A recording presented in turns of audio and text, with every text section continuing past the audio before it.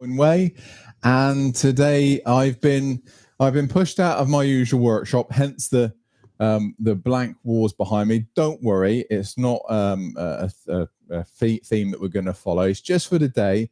I've been pushed out into the little 8x4 shed out the back of Axminster Studios, just because we've got to have something else rather exciting going on in my my usual workshop. So more about that in the next few weeks, probably a month if I'm honest.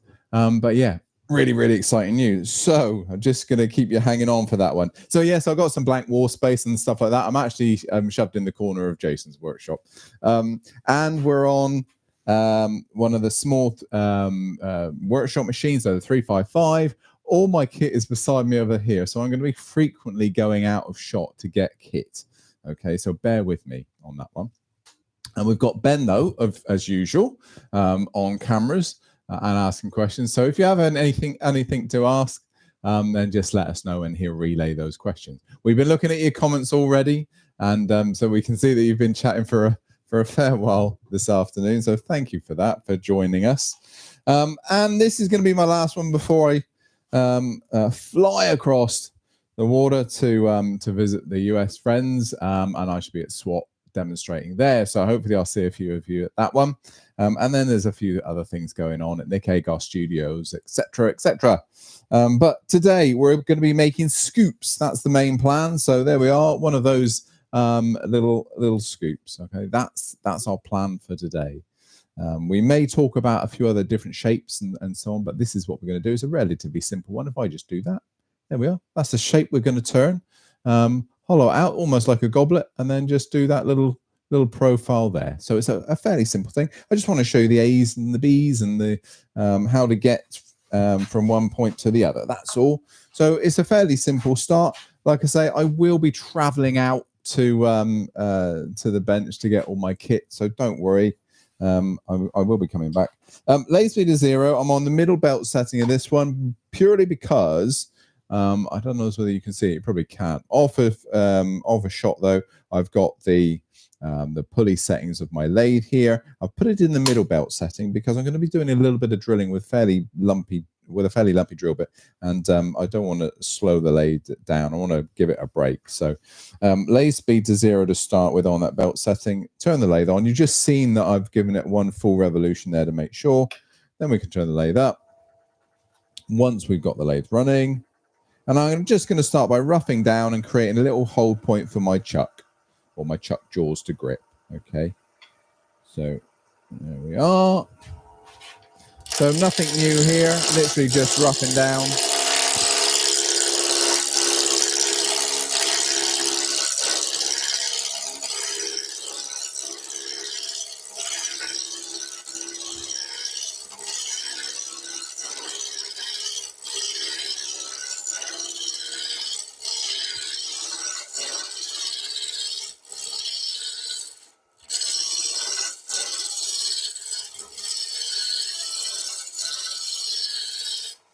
Up a little bit in speed.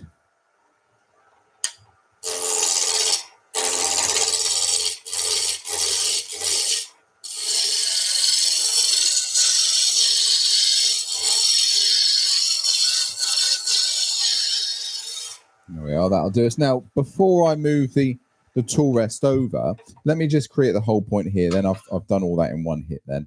So I'll get my set of calipers.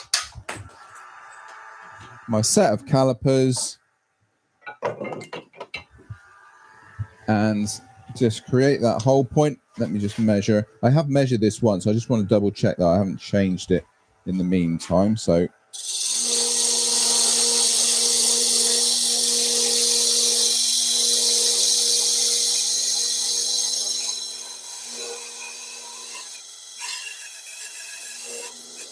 there we are. Let's just do it a little bit wider.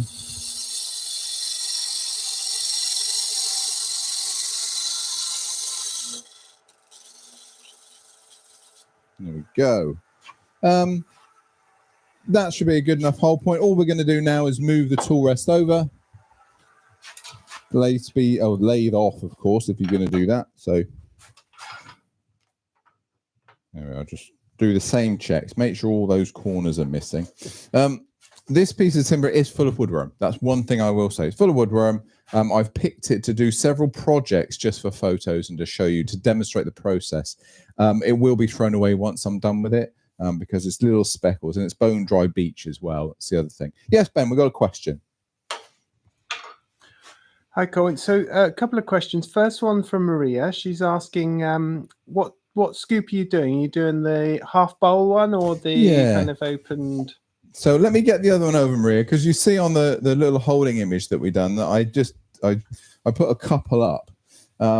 So I've done these two for just a demonstration as to on the holding image sort of thing. This is the one we're doing, this one here, only because it's a little bit easier for your first one you do, because we're turning between centers, then we're using the chuck to hold and just hollow out, like I say, like a goblet almost. This one, however, is actually turned. Once I've turned the basic shape, so the basic shape is turned like that, and then I put it this way in a little jam chuck, okay, and hollow out the center like a bowl. Now that jam chuck has to have a little cutaway to take the handle, and you need to make sure that everything is clear. It's not a beginner's project in any way at all, purely because, you know, there's a lot of danger involved with this if you get this wrong. So you need to know your stuff before you start doing one of these. This is a great knuckle duster if you get too close to it. The other thing with this type of thing, you need to either be turning over a gap bed or a lathe that has a large swing over the bed, or over midair, of course, if you want to swing to the outside edge. That's the other way. So I thought, rather than demonstrate this one as the first scoop or ladle, let's go with the easier one. And this is 10 times easier. And you can make these bigger, you can make them smaller. Likewise, the other ones I've just showed you, you could, if you wanted to have a go at one of those, just make a smaller version of it, so you don't have these big flailing bits coming around. But that's the one we're making, Maria. Yes, Ben. And then a question from the gentleman woodturner. He's asking, who does Colwin take inspiration from for these scoops, please? Or do you? Or do you make them up? Right. In terms of inspiration for these sorts of things, it's not. These are the projects I'm not inspired by any one person to do. These are more sort of practical projects. So I would have seen them being done, for instance, and I remember one of my earliest makes for these, or earliest sort of interactions I've had with making scoops, would be in my apprenticeship, and we used to do lots of them. Phil Irons does a lot, and he's done several videos for the RPT and for YouTube and things like that. The book that I was talking about the other day, Mark Baker's weekend projects, 20 weekend projects, it's in there. So those sorts of things. So it's one of those things. This is one of those projects that's just out there, if you know what I mean. So not a sort of an inspiration thing. I'll tell you where I do get inspiration though. I'm lucky enough to meet a really cool wood turner, a really good wood turner, a guy called Benoit Averley, and he does really nice spatulas, and it's one of his demonstration pieces. Really nice markings. He does a bit of texturing on them. So those are the sort of things I get inspired by. These are sort of more utilitarian pieces, so they don't grab me in the same sort of way, but they are really, really useful, you know. Let's pop our chuck on.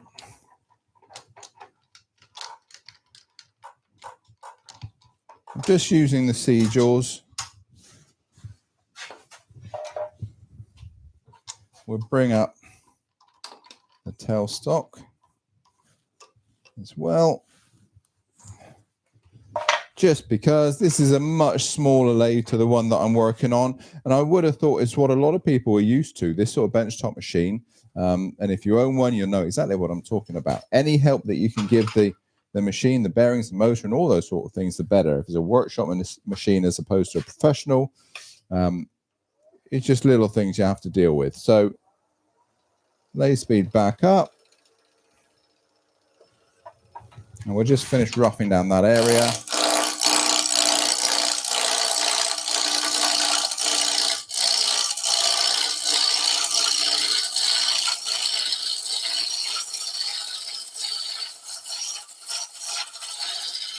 There we go.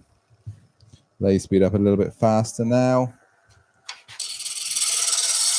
And this is the point where you can start sort of roughing to shape.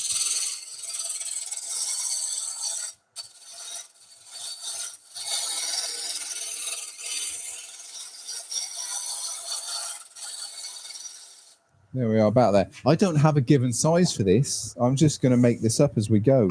So first job, let's just clean off that outside edge. I'm going to take a small gouge, I think, small bowl gouge. In fact, I've got a couple of tools here that we're going to now go to. First of all, we'll go with the small gouge. Just going to clean up this outside edge.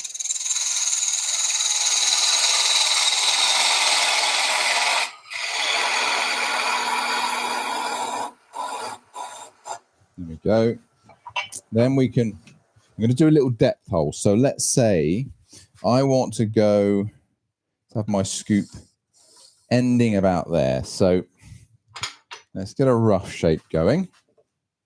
I can't go down too deep. If I go down too deep at this point, I won't have enough strength left in the piece to do the turning.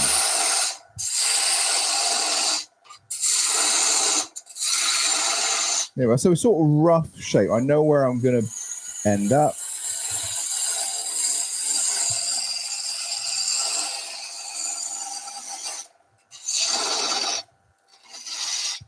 A little bit of a taper towards the front.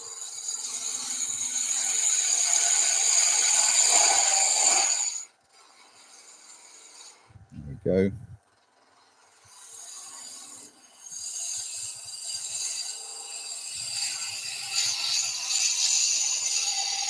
So as I turn the inside, I've got a sort of line to follow. I think let's just give it a little bit more of a scoop toward the front. Yeah, Ben, go for it. So a question from Cliff here, Colwin. He's asking, what size is the small gouge that you're using? That was a 6mm in UK money. In American, that'll be 3/8. Okay. Right, we're done. So turn the lathe off. That's my rough shape. Now I can start thinking about getting some drilling done. And it's just a bit easy. You don't have to drill, of course. You can just go straight in and turn. But we're talking on end grain, heavy end grain here. This beach is quite tough stuff. So I'm just going to pop a drill in, drill as much as I can.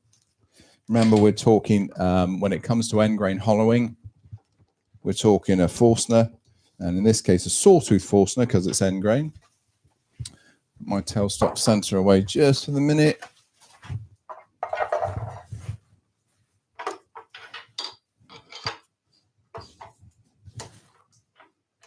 Bring that nice and close.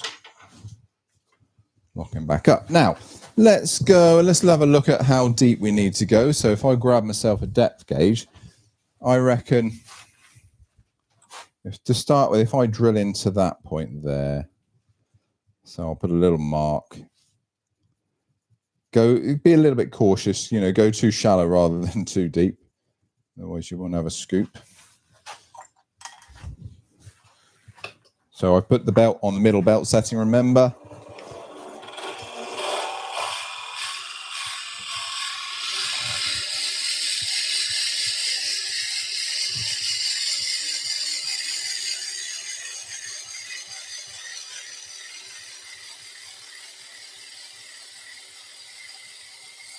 That'll do us.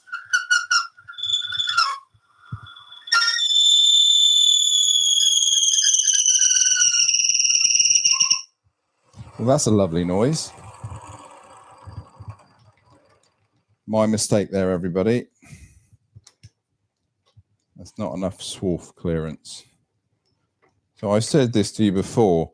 Just trying to be a little bit too quick with the drilling.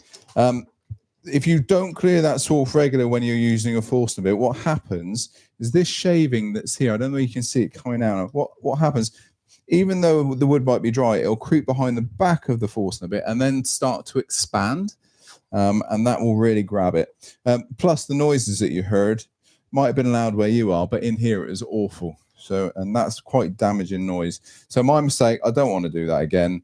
I'm just trying to rush the project. Yes, Ben, one question. So, Colin, we've got a whole bunch of questions just come up. Okay. First one from Graham. He's asking that you made a comment about dry beech. Is turning with dry beech a bit of an issue? Forget about the woodworm, but the dryness of the wood. Does it make for more problematic turning or finishing? No, not really. Not really. Any timber, if it goes beyond, gets to a certain point of being dry, so really dead, then in fact, that's the perfect description. It's dead. It's lifeless. It doesn't help you in your turning, so it'll tear and bruise and just be ultra dusty and all those sorts of things. That's why I like air dry timber so much. For me, down to sort of about 13 to 15% is perfect. And you start getting, really, really low, and this is a case in question. Really, it's not pleasant to work with. When you get a piece of timber and it's just really nice, it comes off the chisel nicely, it sounds nicely, all those sorts of things. When it gets really dry, it doesn't do it. That's all. And then Ward's asking about the Forstner bit. He's not heard that term before. And what type was that you used? So they're all known as Forstner bits. I might have a couple of examples actually. In fact, I've got a wave Forstner bit, which is fine. So we can get this in shot. So a sawtooth Forstner bit, okay, literally has saw teeth on the end. They're designed to chisel into end grain. A cutting Forstner bit, now this is a wave Forstner bit, so we'll do end grain as well. But a cutting Forstner bit is where you just have a blade on the outside edge, no saw teeth. That's designed for side grain, and it slices the side grain and leaves you a nice clean hole. If you use one for the other's job, what happens? If you're using a cutting Forstner for end grain, it does the job, but it burns quite a lot. You get a lot of smoke in, and it's a bit stubborn to go through. If you use a sawtooth Forstner for side grain, because it's a chisel type, you get a lot of burring and flaring as on the entry hole. So it really sort of picks the grain up. So that's the only reason. You want to slice and cut the hole on the side grain, but chisel the end grain. That's what they're for. And Ian's asking, is there any timbers that you wouldn't want to use for a scoop? Ooh, just the toxic ones, really. And you need to research those. There's a lot of talk about laburnum and yew and things like that. So research the ones that are harmful. You're going to be using these with foodstuffs most of the time. I would have guessed it'll be dry foodstuffs, so not as much of an issue. But then think about allergies and all that sort of stuff. So the person that's going to be using it will still be using it with their hands, and they might be sweaty hands, wet hands, all those sorts of things. So just bear those things in mind. Yes. And then we've got one here that, well, a couple of people are saying a little bit more wobbly than usual. Is that to do with the setup in this room? Yeah, exactly that. We brought this in this morning. It's not on a bench. I haven't actually done anything with the legs or anything like that. So I'm putting quite a lot of weight behind the project. And I'm heavier than the machine, believe it or not. And so we're getting a little bit of stability issues. It's not a biggie. For me, if I was going to have one of these, what I would want to do is make sure I level the feet out properly, because like I said, I've just brought it in here this morning, done nothing to it. Level the feet out properly, maybe put some sandbags on it, weight the thing down, or put it on a bench or a baseboard, something like that, just to make sure it's nice and stable. We're used to seeing me in a nice 406 big professional lathe that's very, very heavy. So it's the difference between a benchtop, a lighter machine, and a floor standing heavy cast machine. That's the only difference, which is quite good, because we get asked questions before, what's the differences between all of these machines? This is your perfect example. On that note, so let's say benchtop machine, smaller projects. So if you want to go to bigger bowls, bigger hollow forms, that sort of stuff, think about the lathe you need to do that. You'll need a lathe with bigger bearings, you need a lathe with bigger throw over the bed, all that sort of stuff. And at the moment, so I'm going to be sympathetic to this piece, and I'm going to cut side grain. So you can see what I'm doing with my bowl gouge. I'm working from the center out. When I get down the bottom, I'm going to go to a round nose scraper to do the same thing. Just be sympathetic. Don't try and do it with a big bowl gouge. It just won't allow you to make those type of cuts.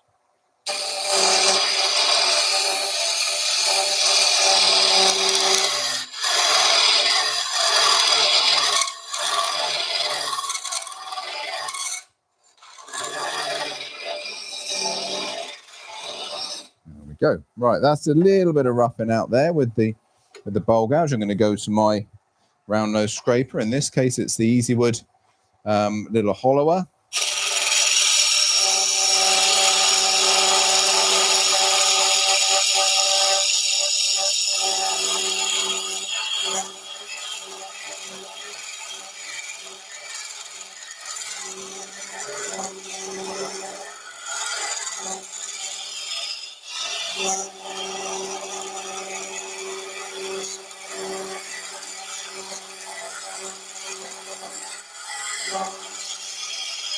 There we are. I'm just going to start evening up this wall thickness now.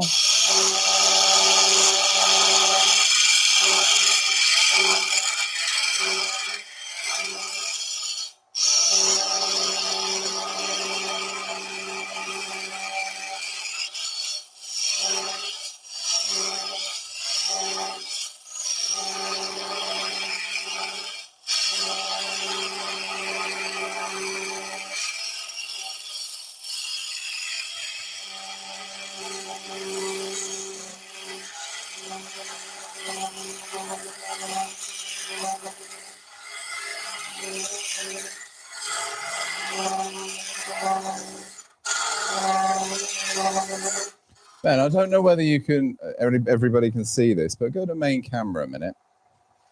I'm here turning away with one of these Easy Wood tools. Now, the Easy Wood guys recommend that you turn with the tool parallel, which is exactly what I'm doing. But rather than have my hand on the end of the handle like this and not have much strength or leverage over the tool, I'm putting my hand near the ferrule and I'm using my elbow and my shoulder, all the big muscles, the big parts of your body, over the tool then to give myself a little bit of strength. It just stops that leverage. And then I'm sort of levering from the center back out again. And it's, I don't want to say there's no effort, but you're not fighting the tool or fighting the workpiece when you do it that way. You know, you're not, my back's nice and supported. I'm upright again as well, because I'm able just to do that. Yes, Ben, another question. So we just got a couple of questions come in. First one from Frederick. He's asking, is there any advantages of using a bowl gouge over a spindle gouge for the hollowing out? Well, yeah, there are. I mean, a bowl gouge, if you've got to think about a bowl gouge and it's the way it's made, it's sort of the anatomy of a bowl gouge. Think how much material is left in a bowl gouge steel when it comes off the production line. Spindle gouges are very wide and shallow in their flute, so a lot of the material above that flute has to be taken away. When you think about a bowl gouge, it's very deep in its flute, so the side walls of that bowl gouge, the steel can wrap up around it, and that gives you a lot more strength. So the hollow in a bowl gouge is a much stronger tool to use. And then Maria's asking, well, she says it might be an illusion, but it looks like the sconce, the fore's a bit jammed the wood and it's gone slightly off center. No, it is slightly off center. I don't know why that is. Maybe when I took the tailstock out of the way, I'm not quite sure. I might have had a false hold. I'm not sure there. But nothing to worry about. It does now, looking at the camera there, it makes it look like it's oscillating, doesn't it? Yeah. Yeah. It doesn't look like that here.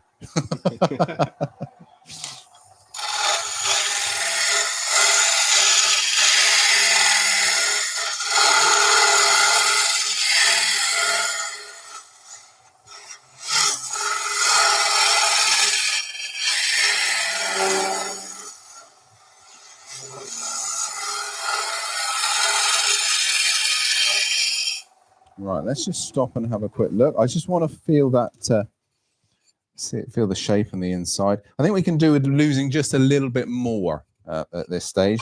Not quite enough gone yet. So into the center.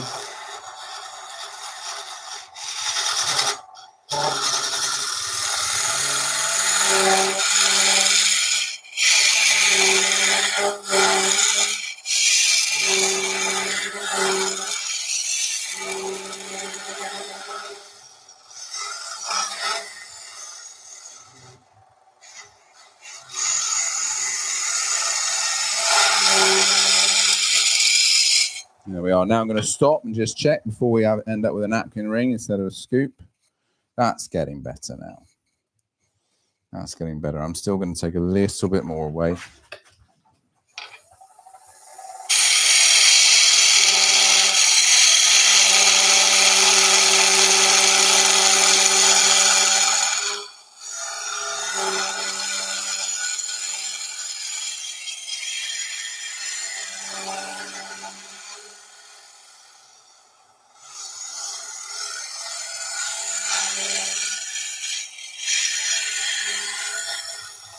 There we go. A little bit of a, get rid of the little bump in the middle. Now, I think that's it. I'm going to leave that there. Let's just double check before I say I'm going to leave it there. I always just do that final check. That'll do us. That'll be good. Good. Now, I'm not going to do anything else apart from just sand that internal at the moment, because then once we've done that, we can then start shaping the external. But to do that, I want to bring the tailstock back into play. So we're going to plug the hole, use the tailstock, and then shape the handle. So let's, a little bit of abrasive. I'm going to start with 100 grit. You can go to whatever you want to, really. I'm going to go, what have I got here? 100, 150, and then I'll end up with a 240. Where's my 240? There it is. Dust extraction's going on.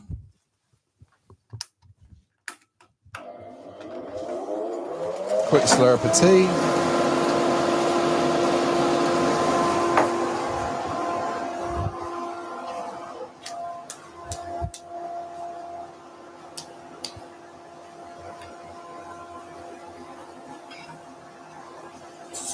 Now that's 240. I don't want to start with that one.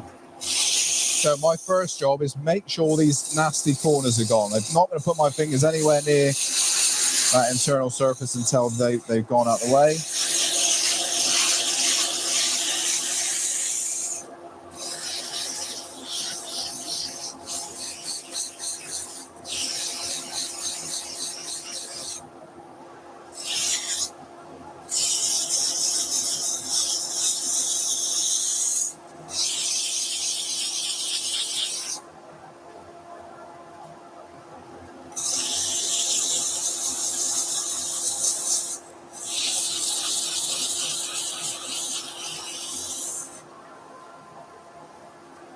Then we've got 240.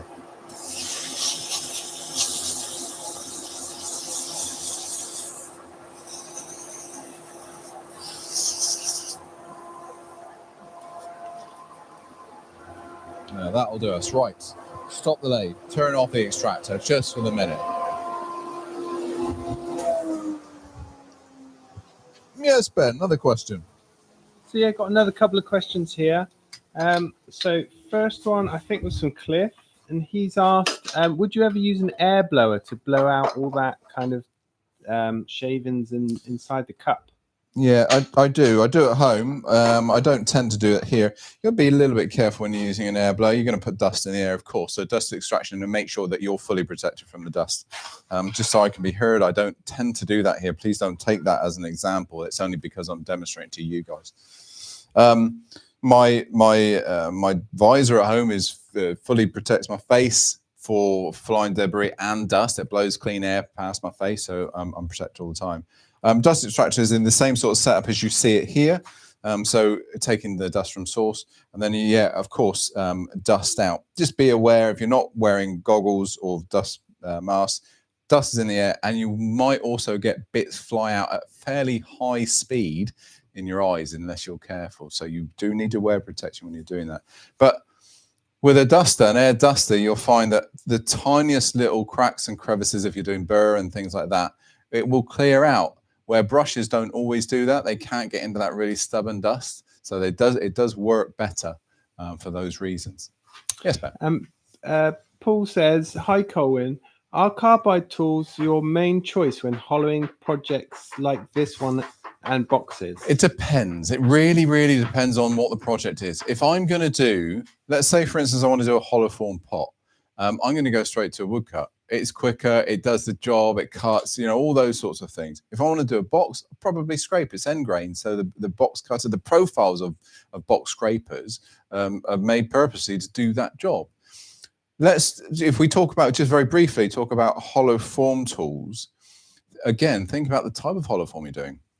If you're doing a hollow form with a very, very small opening, a tiny little opening, you want to go for something that's not going to create long shavings. So that's where my woodcut wouldn't work. My woodcut works perfectly on an open vessel, an open hollow form. But on small openings, use a scraper or something that's going to produce small chips.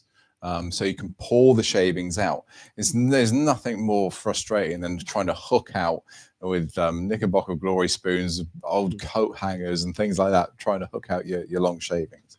Some people do, and they love it. It's fine. But for me, there's certain tools for certain jobs. Unfortunately, no one tool is going to do the job for everything.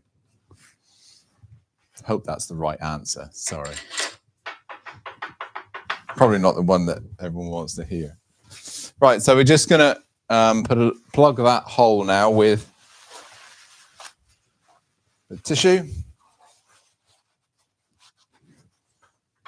Bring up the tailstock. That's my friend. Just to take some of the weight. And we can do the easy bit now, shaping. So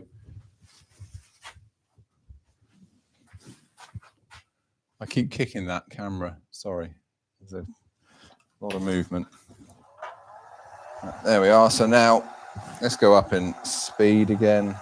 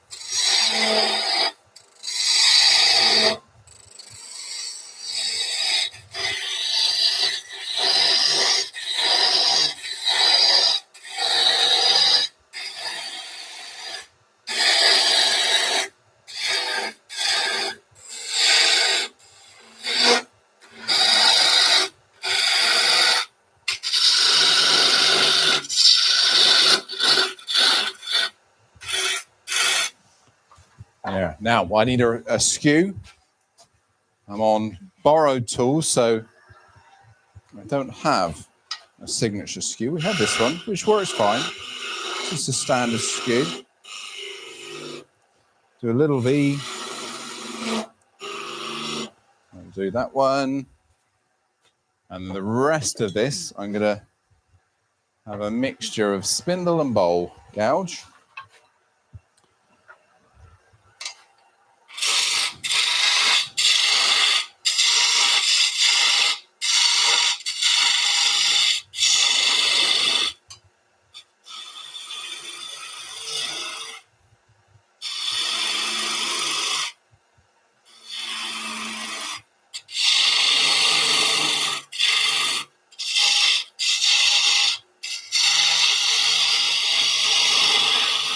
I'll do a similar handle to the one that I showed you earlier.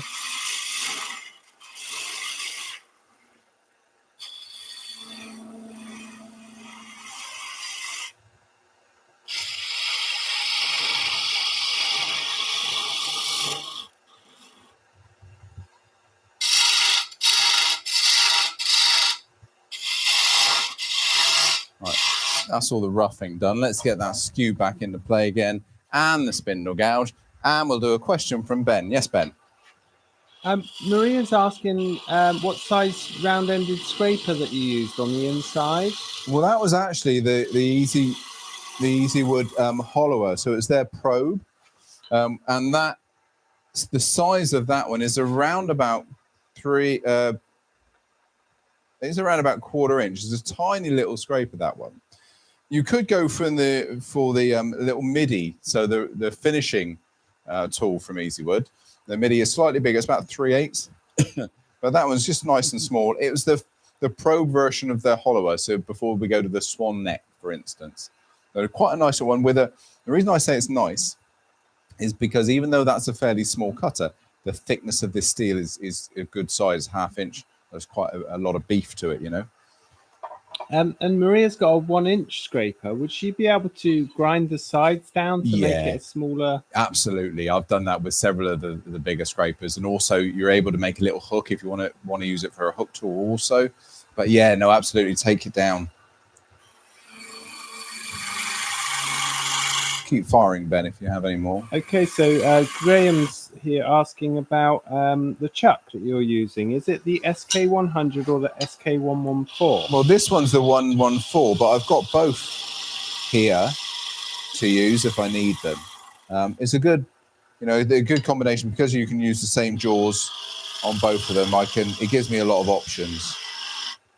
And if you were to use the 100, does that reduce the weight on the bearings? No, it makes no difference. The reason I say it makes no difference, think about the projects you're going to put on those chucks. You can potentially put in full diameter or what you can get over the bed of the lathe. Far heavier than the chuck is ever going to be. The only issue when you're adding or multiplying weights are things like belt sizes. So if you do have very small lathes, that's why we say go to a smaller chuck for a very small one. This is a horsepower. It's got a 1-inch stem here. It's 33 by 3.5 on the thread. So it's a proper big benchtop machine. So I can get away with those bigger chucks. Yes, Ben. And then a question from Fuller. He's asking, does Axminster make a 1 1/4 by 8 TPI chuck? Pardon, say that again. Does Axminster make is it a 1 1/4? A 1 1/4, yeah. By 8-inch TPI chuck. Yeah, absolutely, yeah. Again, for SWAT, I'll be taking that over to Texas to demonstrate there that exact thread size. I think, correct me if I'm wrong, Philip, but I think that's like the common thread in the US. So us here in the UK and a lot of Europe is 33 by 3.5, but I think the one that you said is the common one in the US.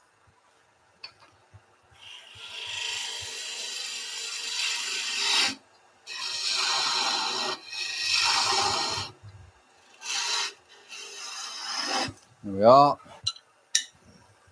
We do it just because we can. Let's just do something on the end here.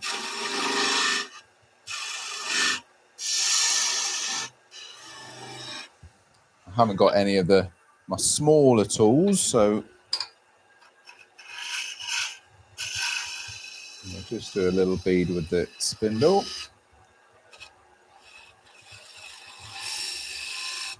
There we go. And then just finish off by tipping in there with the skew. And we will part that off in a minute and just tidy that up. How are we doing for time, Ben? We got plenty of time. We are about 40 minutes in. 40 minutes in. Go on, what's the question? I'm going to do some sanding. I wasn't going to, but let's do some sanding. Yeah, sure. So Fuller's got back and said 1/8 is the most common in the MIDI and smaller. 1 1/4 by 8 on the larger machines. Right, okay. Yeah, I'm pretty sure. I'll double check that for you, though. But I'm pretty sure, yes. And then Paul's here saying he's attending the Emerging Turners Program workshop by the RPT at the end of the week. What's your best advice for wood turners beginning their professional journey? Oh, do exactly what you're doing. Take advice from as many people as you can. Don't just listen to one person. Go to as many demonstrations. Look at as many professional turners that are out there, and experiment. Don't be blinkered into doing one subject. Get as much information as you can, because you're never going to stop learning. Doesn't matter how long you've been doing it, you never stop learning. So just absorb, be a sponge for the next few years. Yes, Ben. Then Maria says you've got time to do the other scoop as well. Maybe next time, Maria. I think she wants to see that one. Right, okay, we'll put it in then. Yeah. I'll put it in for October. Good stuff. I'll put it in for October, bearing in mind that we'll be well into Christmas by then, so... You'll have to have a week off Christmas.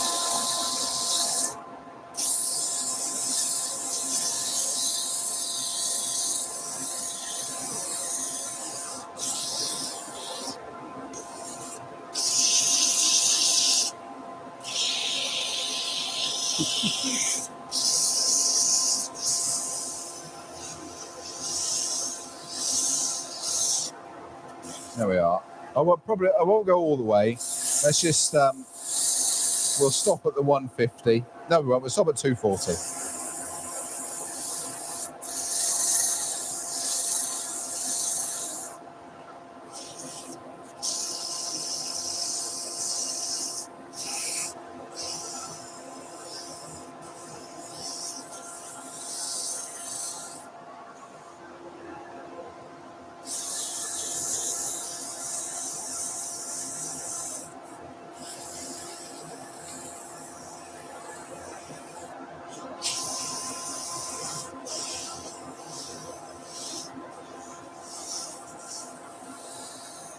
There, right. That'll do, as they say. That'll do us.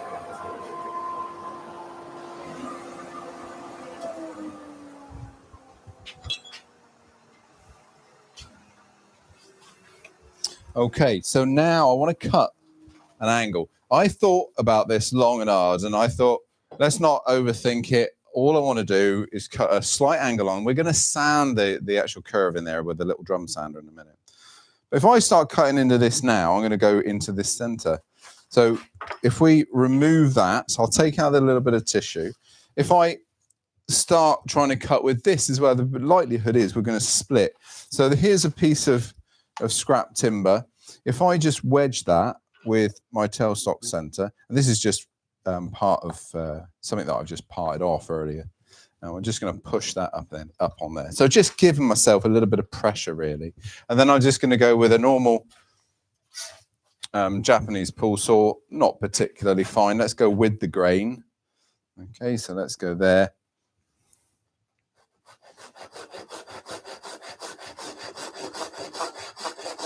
And all I'm doing really is just getting rid of some of the waste.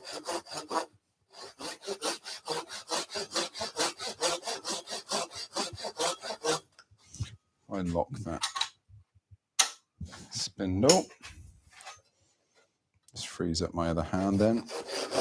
Yeah, so I used to try doing these with coping saws, but you know the trouble with the coping saw is that it takes an age to cut, where these new pull saws work really quickly.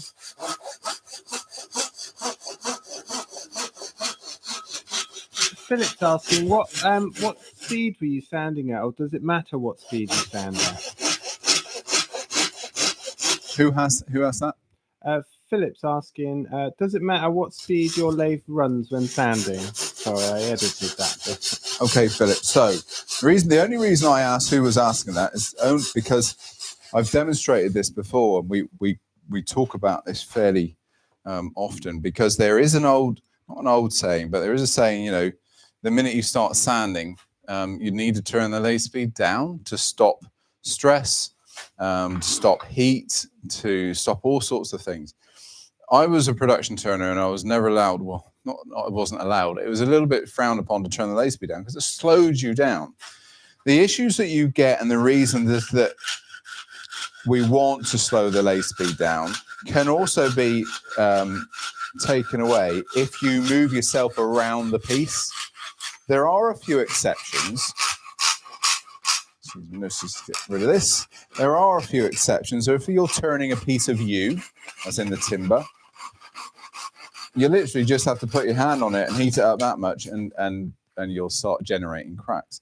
So the best thing to do when you're dealing with that sort of thing, and all bigger pieces, yes, turn the lathe speed down. But the rest of the time, As long as you keep moving around the piece, don't fold the paper over so many times that it protects your fingers from heat, because you need to be feeling how hot things are getting. And remember, as something I say regularly, if it starts being uncomfortable for your fingers, it's going to start damaging the timber. Okay, so don't fold it over too many times. If that is happening regularly, then yeah, absolutely, turn that lathe speed down. But apart from that, I tend to sand at the speed I'm turning at. Yes. Sorry, I'm chuckling away. Sorry. What they saying? Robert saying, if you're going to throw away the scoop, why bother to sand it? If you're going to what? If you're going to throw the scoop away, why are you bothering to sand it? I think I might stick it in the microwave, Robert, and see if we can salvage it. It's a demonstration. You ask any demonstrator, what do they do with the demonstration pieces? Most of them don't get used, because we're turning to a time limit, and we're answering questions and doing all those sorts of things. Now, that's so far. There's a bit of sanding to do yet. We've still got to sort out sanding. So let's give that a go. I'm going to use one of the little drum sanders. Just conveniently fits in my chuck.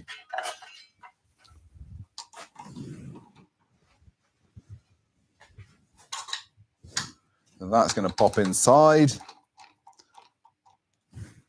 And then again, let me just grab my tailstock center. I want a single pointed tailstock center for this.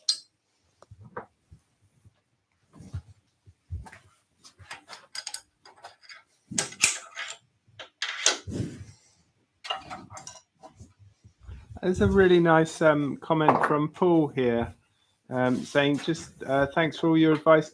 Thanks for sharing and your advice and experience, Colwin. It's been really helpful starting his business. Oh, brilliant. Oh, fantastic. It's always nice to hear, isn't it? Well, it's what we're here for, definitely.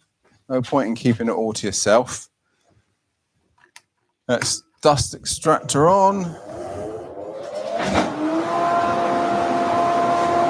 Everything out my way, and I'm going to create that little cove. Spindle running free.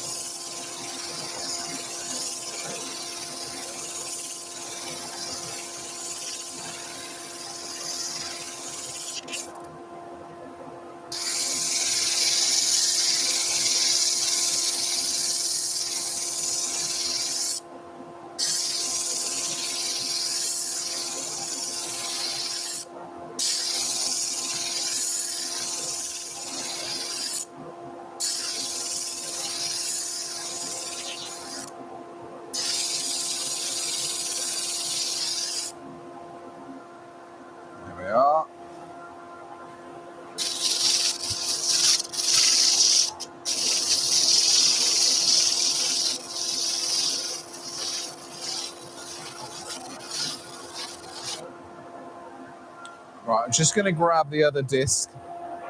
So we're going to take our drum out. Just remove that one.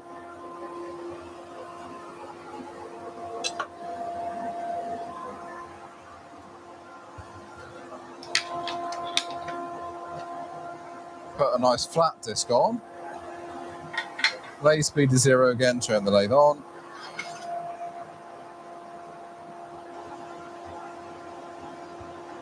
I'll be right with you, Ben. I'll just turn that extractor off.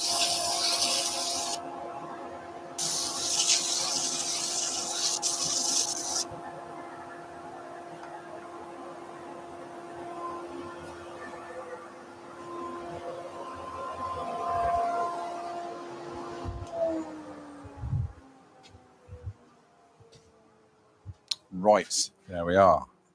Yes, Ben, questions? So, oh, Well, I've gone black. Be right back with you, everybody. There we go.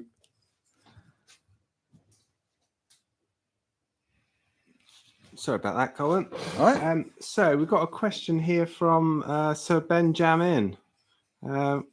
What is Colwin's actual job? He's not... Everybody asks me the same thing, especially my friends. When he's not doing lives, does he do the till duty? My job is demonstrator, content creator, I guess. What's the posh name we've got now? Media presenter. Media presenter. So I work here for Axminster for 4 days a week. I do this. I do photographs. I do other videos, so product videos for all the website, promotions, all those sorts of things. We also write the blogs as well as do all the photographs for that. My freelance stuff is exactly the same thing. I go all over the country, all over the world, demonstrating, teaching, and talking wood turning. And that's what I've been doing for the past 40 years. So it is me. Yeah, yes. There's some very interesting suggestions. I bet there is. Is it get one? A job? Trapeze artist is but the funny thing is, and I was talking about this to Gentleman Wood Turner the other day, Mark, when we met up. The thing is, if you enjoy what you do, it is and have that as I suppose you could call it a job. Well, there's the old saying, say, if you enjoy what you do, you never work a day in your life. And it's very much like that. I'm very, very lucky, and I don't. It doesn't escape me the knowing that I'm a very lucky person to be doing what I really, really enjoy, and traveling and meeting you guys and talking, turning as much as I can. So no, I really enjoy it. So that is my job. I'm a wood turner. And all the questions? Oh well, there's a few comments. So Fred, just while we're here, Frederick's asking about the drum sander. He wants to use them, but he can never get the sandpaper on tight enough or the abrasive on tight enough. Right. Okay. Is there a special trick to that, or put the thing in and twist it? Yeah. There's a little oval pin that you put in. So yeah, you just hold it nice and tight, pop that pin in, and then give it a good twist, and it seems to work okay. Yeah. For me, sorry, Frederick. Give me a shout if it's. We'll maybe let's talk one-to-one. So give me an email and with your phone number, and we'll have a chat. All right, good. Well, look, I really hope you enjoyed that. Maria, yes, let's do that other scoop then. I'll look to put that in October, an October time, and I'll make it safe. We'll do a fairly small one to start off with, and then you can take it from there and go from wherever you want to then. But there we are. That's our little scoop. Use it on whatever you want to. You can even use these in the workshop. For whatever, I don't know what you'd use it for, but yeah, you could use it in the workshop, in the kitchen, wherever. Flour, sugar, grain, lentils, anything you want. Thank you ever so much, everybody. Like I said, if you're going to Waco to SWATS, the symposium in Texas, then I'll see you there. Come and say hello. If you're on one of the courses that I'm attending at Nick Agar Studios, again, I'll see you there. But if not, then I'll see you in 2 weeks' time. There's obviously lots of woodworking wisdom sessions going on whilst I'm away, but I'll see you personally in 2 weeks' time. And as usual, I cannot remember what I'm going to be doing, but that'll be on the Tuesday. Yeah. See you then. Thanks very much for dropping. Oh, don't forget, I say it every single time, thumbs up if you liked what you've seen. Subscribe to our channel and share us around. And just generally talk about us. Thanks very much, everybody. Goodbye.